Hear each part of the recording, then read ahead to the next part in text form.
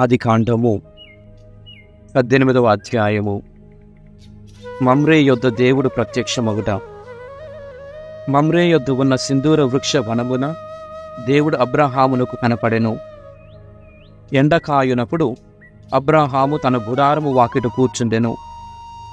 అతడు తల ఎత్తి చూడగా దాపున 3 మనుషులు నిలబడి ఉండిరి. వెంటనే అబ్రాహాము గుడారము వాకిటి నుండి పరిగెత్తుకొనుచు పోయి వారి ఎదుట సాగిలపడెను. అతడు వారితో, ఈ దాసుడు మీ కృపకు పాత్రుడైనచో మా ఇంటిని సందర్శింపుడు. ఈ సేవకుని దాటిపోవద్దు.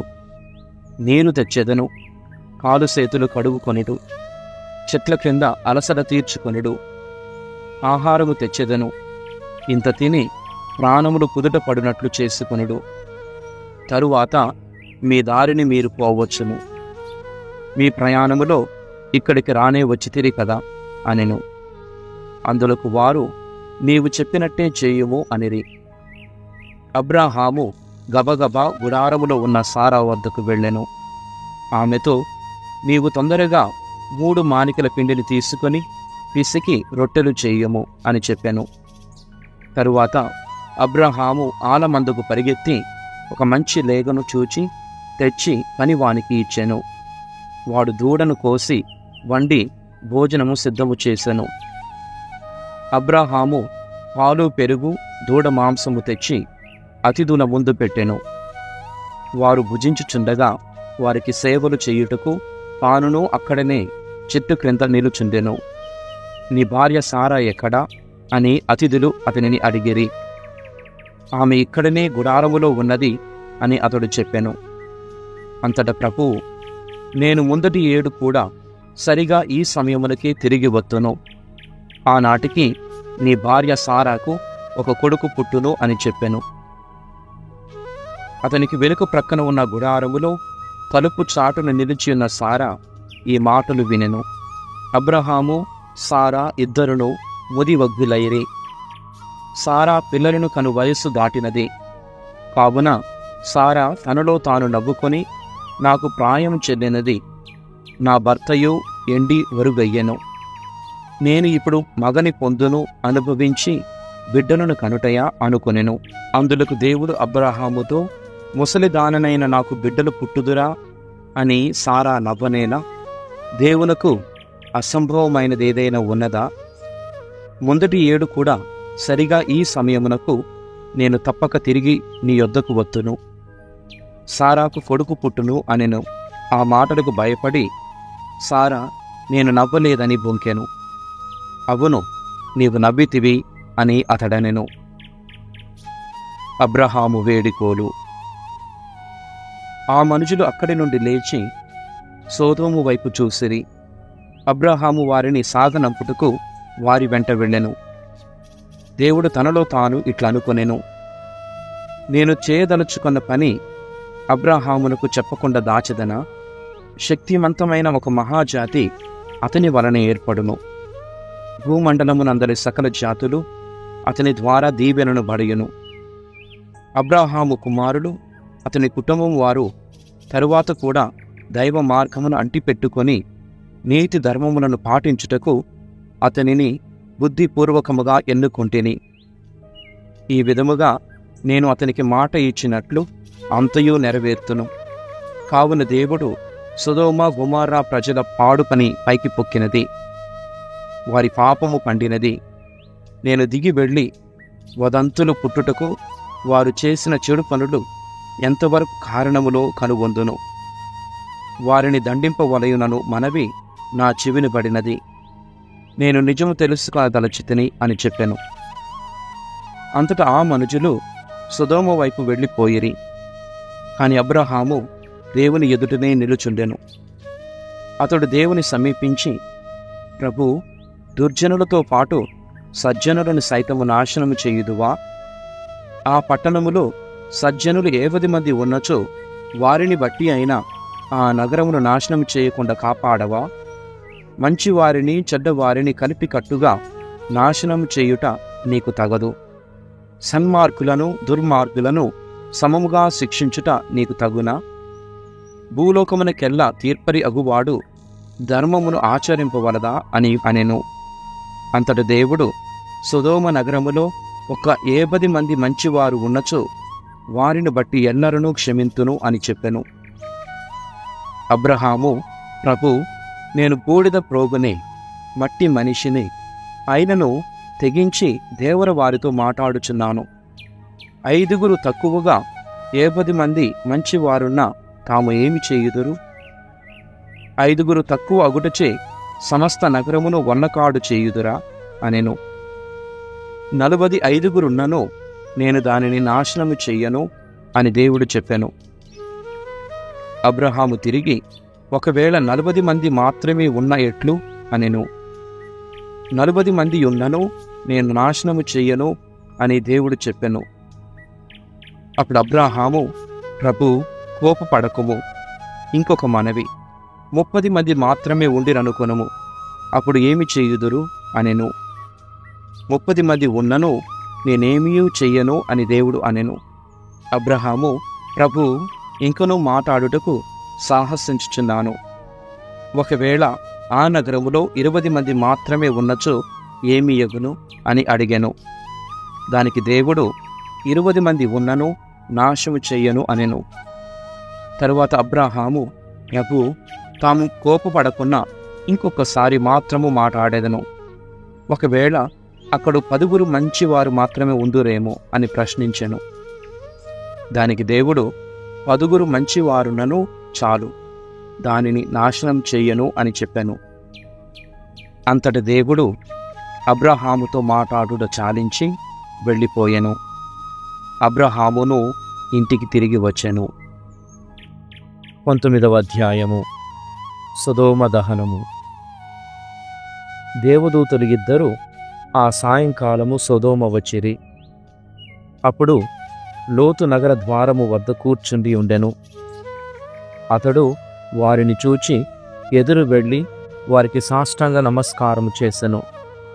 అతడు వారితో, అయ్యలారా, మీరు ఈ దాసుని ఇంటికి రావలయునని వేడుకొనుచున్నాను. ఈ రాత్రి మా ఇంట గడుపుడు, కాళ్ళు కడుగుకొనుడు, పెందల కడ లేచి మీ త్రోవను మీరు పోవచ్చును అనెను. దానికి వారు, అలాగు కాదు, మేము వీధిలోనే ఈ రాత్రి గడుపుదుము అనిరి. కాని లోతు పట్టుటచే అతని మాట కాదనలేక వారు అతని ఇంటికి వచ్చిరి. లోతు పొంగని రొట్టెలతో వారికి విందు చేసెను. వారు వానిని తినిరి. వారు నిద్రించక మునిపే సొదొమ నగరమునందలి పురుషులు, పిన్నలు, పెద్దలు అందరూ బీరు పోకుండా వచ్చి లోతు ఇంటిని చుట్టుముట్టిరి. ఆ జనులు లోతును పిలిచి, ఈ రాత్రి నీ ఇల్లు చొచ్చిన వారు ఎక్కడ ఉన్నారు? వారిని వెలుపలికి రప్పింపుము, మేము వారిని గూర్చి తెలుసుకోవలెను అని కేకలు వేసిరి. లోతు వాకిట ఉన్న జనసమూహము కడకు వెళ్ళెను. వెలుపలికి వచ్చి ఇంటి తలుపు వేసెను.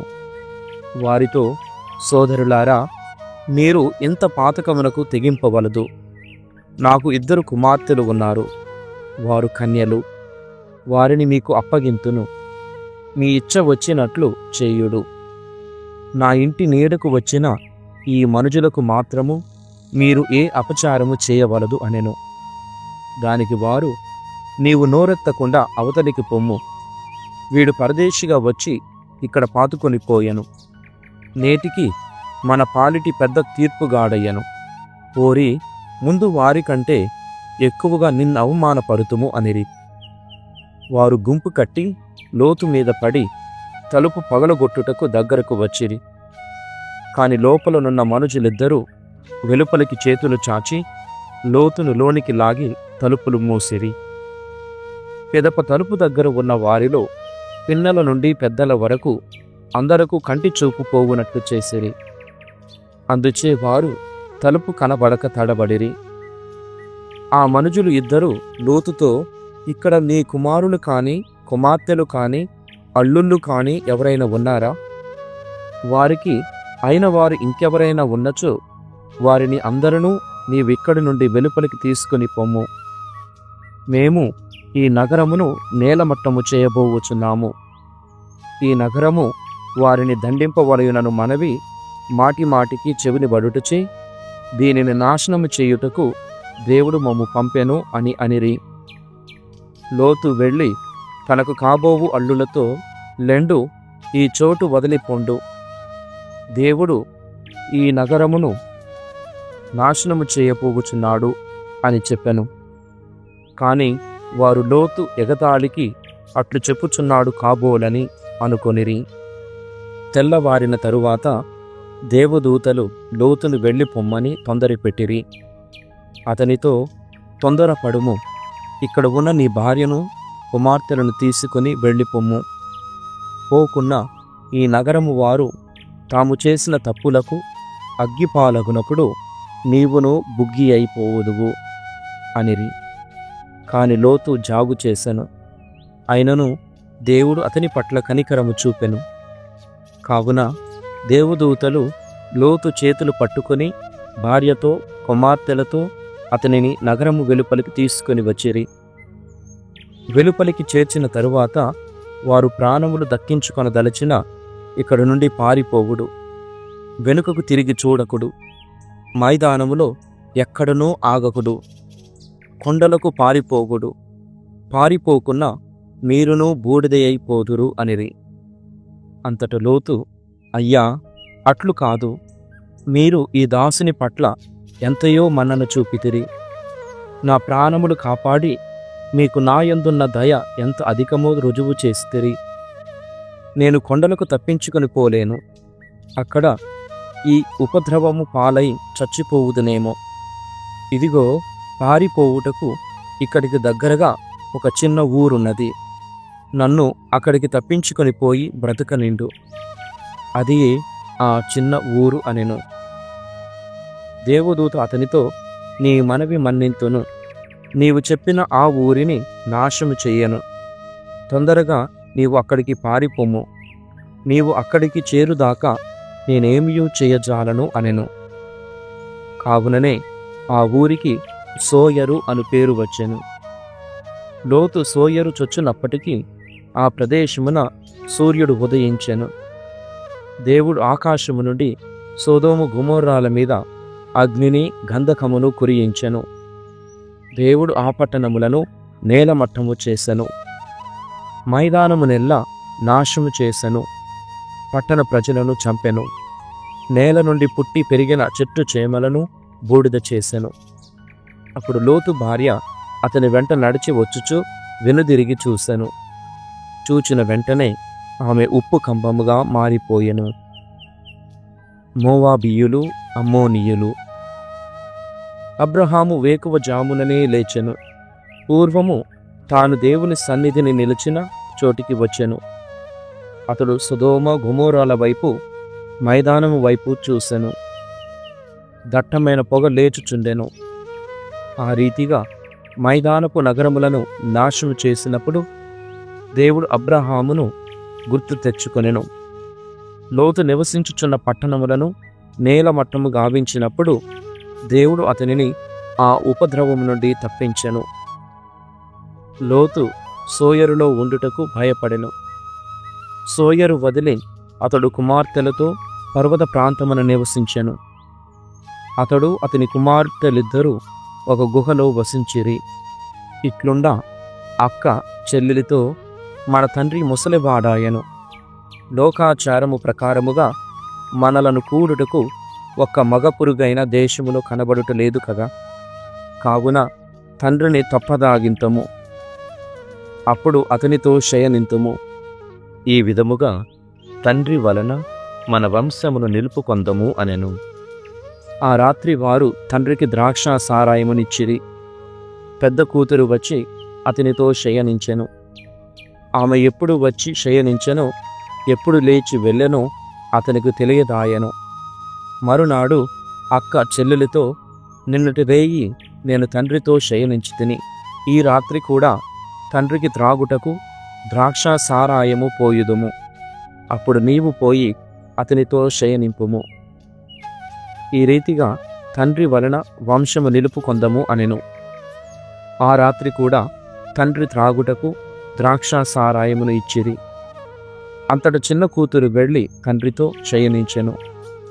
ఆమె ఎప్పుడు వచ్చి శయనించెనో, ఎప్పుడు లేచి వెళ్ళెనో తండ్రికి తెలియదాయెను. ఈ విధముగా లోతు కుమార్తెలు తండ్రి వలన గర్భవతులైరి. వారిలో పెద్ద కూతురు కుమారుని కని అతనికి మోవాబు అని పేరు పెట్టెను. అతడే ఇప్పటి మోవాబీయులకు మూలపురుషుడు. చిన్న కూతురు ఒక కొడుకును కని అతనికి బెన్ అమ్మీ అని పేరు పెట్టెను. అతడే ఇప్పటి అమ్మోనీయులకు మూలపురుషుడు. యోబు గ్రంథము 7వ అధ్యాయము. మానవ జీవితము యుద్ధమున నిర్బంధముగా పోరాడుట వంటిది. కూలివాడు కూలికి పనిచేయుట వంటిది. బానిస నీడ కొరకు తప్పించుచు శ్రమ చేయుట వంటిది. పనివాడు జీతము కొరకు కాయకష్టము చేయుట వంటిది. ఎట్టి ఆశయు లేకయే నేను నెలలు గడిపి తిని, విచారముతో రాత్రులు వెళ్ళబుచ్చి తిని, నేను పరుండినప్పుడు పగలెప్పుడు వచ్చునా అనుకొందును. తిరిగి పడుక నుండి ఎప్పుడు లేచెదనా అనుకొందును. వేకువదాకా నిద్ర పట్టక బాధపడుదును. నా వడలి నిండా పుండు లేచి పురుగులు పడినవి. నా చర్మము పగిలి చీము కారుచున్నది. నా రోజులు నేతగాని నాడె కంటే వేగముగా పరుగిడుచున్నవి. అవి నాకెట్టి ఆశయు మిగుల్పకుండానే వెడలిపోవుచున్నవి. ప్రభు, నా జీవితము శ్వాసవలే క్షణికమైనది. నా కన్ను ఇక మేలును చూడదు. పూర్వము నన్నెరిగిన వారికి నేనిక కనిపింపబోను. నీవు నన్ను చూచుచుండగనే మరుగైపోయేదను. మబ్బు కరిగి మాయమైపోవును. అట్లే పాతాళమునకు పోవువాడును మరలా పైకి రాజాలడు. అతడు తన ఇంటికి చిరిగిరాడు. ఇక అతడినెవరునూ జ్ఞప్తియందు ఉంచుకొనరు. ఇట్టి పరిస్థితులలో నేను మౌనముగా ఉండజాలను. నా బాధలలో నేను మాటలాడక తప్పదు. నా మనోవేదనలో నేను మొరపెట్టెదను. ప్రభు, నన్ను నిరంతరము నీ అదుపులో ఉంచుకొనుటకు నేనేమి సముద్రమును అనుకొంటివా? లేక సముద్రభూతమును అనుకొంటివా? నేను పడుకపై పరుండి విశ్రాంతి పొందకోరెదను. నా బాధల నుండి ఉపశాంతి చెందగోరెదను. కాని నీ స్వప్నములతో నీవు నన్ను భయపెట్టుచున్నావు. నీ దర్శనములతో నన్ను కలవరపెట్టుచున్నావు. ఈ వేదనలను అనుభవించుట కంటే నేను చచ్చుట మేలు. ఎముకల గూడునైనా నన్ను గొంతు నులిమి చంపుట మేలు. నాకు నిరాశ కలిగినది. ఇక జీవించి లాభము లేదు. నీవిక నా జోలికి రాకుము. నా జీవితము నిరర్థకమైనది. నీవు ఇంతగా పట్టించుకొనుటకు, ఇంతగా పరిశీలించి చూచుటకు నరుడేపాటివాడు? అతని బండారమెంత? నీవు ప్రతిదినము అతనిని పరీక్షించి చూడవలయునా? ప్రతిక్షణము అతనిని పరిశీలించి చూడవలయునా? నీ నేత్రములను నా నుండి ప్రక్కకు త్రిప్పవా? కనీసము గుటక వేయునంత కాలమైనను నన్ను విడిచిపెట్టవా? నీవేమో అహోరాత్రులు నరులను గమనించుచున్నావు. కాని నేను తప్పు చేసినను నా పాపము నిన్నెట్లు బాధించినదో చెప్పుము. నీవు నన్ను నీ కోపమునకు గురిచేయవలయునా? నేను నీకు అంత భారమైతినా? నీవు నా పాపమును సహింపలేవా? నా దోషమును మన్నింపలేవా? నేను శీఘ్రమే మట్టిలో కలిసిపోయేదను. నీవు నన్ను వెదకుదువు, కాని నేను నీ కంటపడను. 8వ అధ్యాయము. ప్రభువు న్యాయము తప్పలేదు.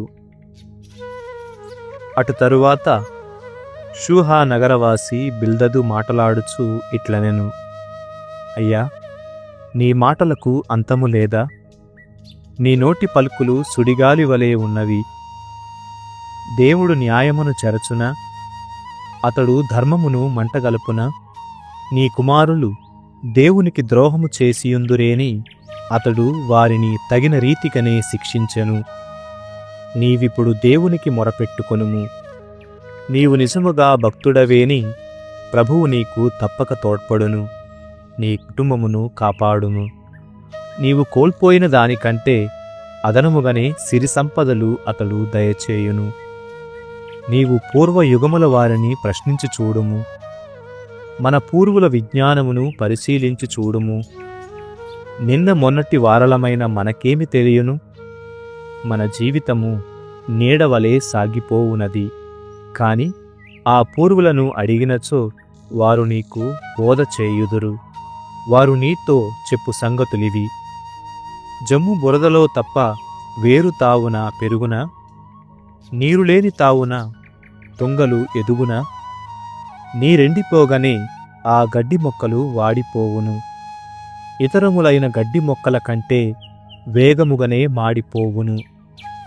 దేవుని విస్మరించువాడును ఇట్లే అగును.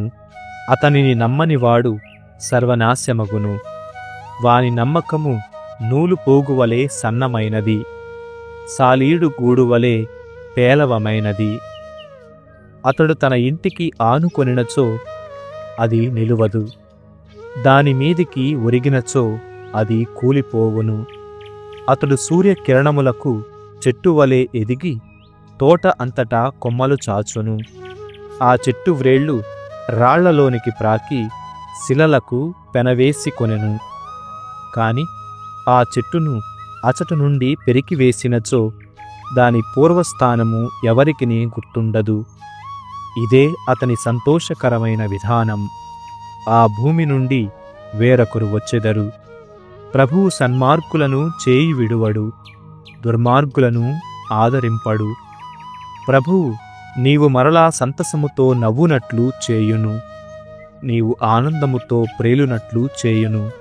కాని అతడు నీ శత్రువులను అవమానమున ముంచును, వారి నివాసములను సర్వనాశము చేయును.